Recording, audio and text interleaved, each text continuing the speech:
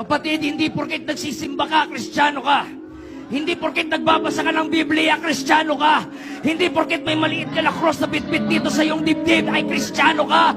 Hindi porket marami kang rebulto at may picture ni Papa Jesus, ay Kristiyano ka, mga kapatid. Siguraduhin mo ang iyong kaligtasan. Dahil ito ang pinaka-importante sa lahat. Religion is good. Religion is important. Religion is helpful. Pero it's not enough. Hindi yon ang magliligtas sa'yo. At sa bandang huli, ang magliligtas pa rin sa'yo ay ang iyong personal relationship with Jesus Christ. Don't waste your life chasing religion. Give your life to Jesus Christ. Huwag kang matulad sa Matthew 7:21-23. Have we not cast out devils? Have we not prophesied in thy name?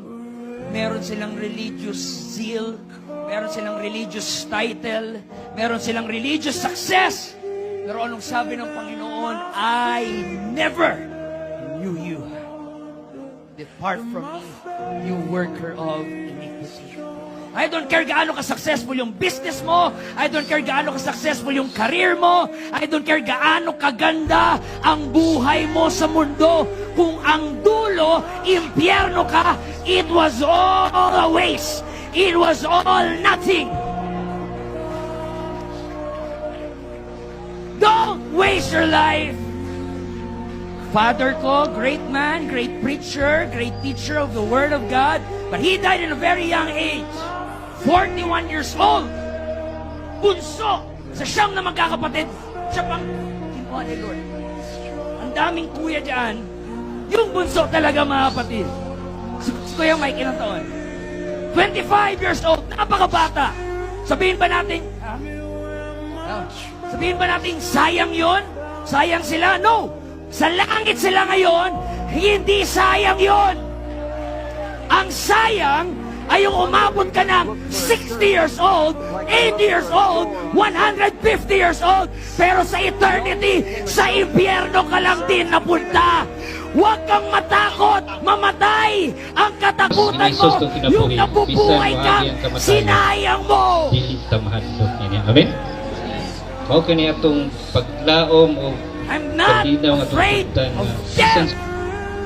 What I am afraid is I live my life, I waste it.